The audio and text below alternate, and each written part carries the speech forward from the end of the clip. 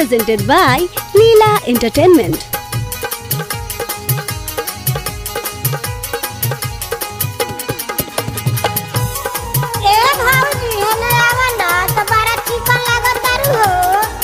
देवरा मोर है बेहाया आज तो छमक छल लागत तारू।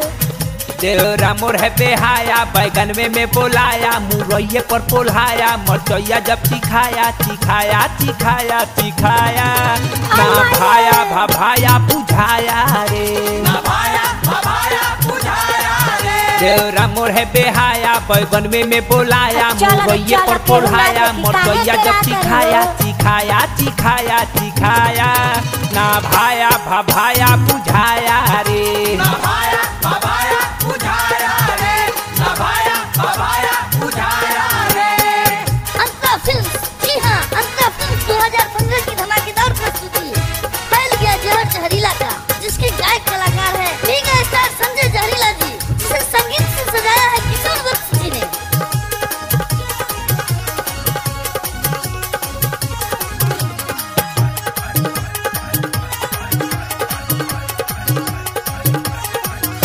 तो होली में हरदम लहावे लालो के ने डाले के मिली लगावे लगो।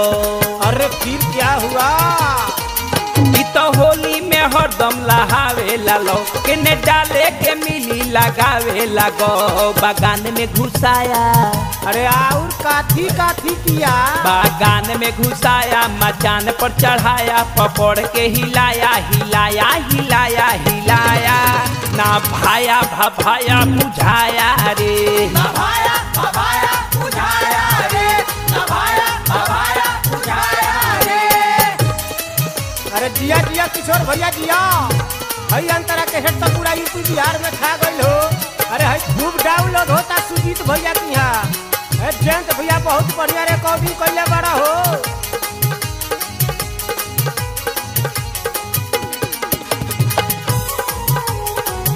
संजय जहरीला जी छा गइल यूपी बिहार में हो। वही जगह पर अंगुरी लगावे लगल पोरे पोरे दर्दिया सतावे लगल। अरे अच्छा ना लगी तो छोड़ के काहे हैरान भइल बारू। वही जगह पर अंगुरी लगावे लगल पोरे पोरे दर्दिया सतावे लगल। ऊपर से गिराया अरे साफे बेशरम है कर।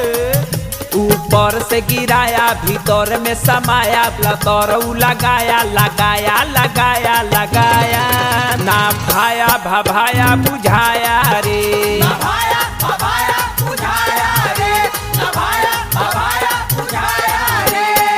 ए रवि भाई भी गाला के कम पर चोकर में।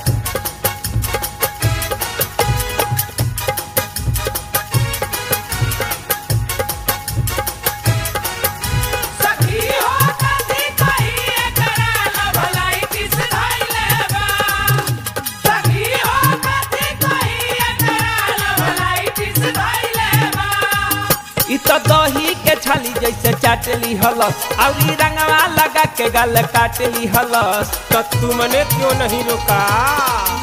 तो दही के छाली जैसे चाटली हलस और रंगवा लगा के गल काटली हलस। बहुत परपराया पूजा कहाँ लगाया था कारे? बड़ा रे परपराया बहुत छनछनाया नये चोली साया भिजाया भिजाया भिजाया ना भाया भभाया बुझाया रे ना भाया भभाया बुझाया रे ना भाया भभाया बुझाया रे ना भाया भभाया बुझाया रे ना भाया भभाया बुझाया रे ना भाया भभाया बुझाया रे।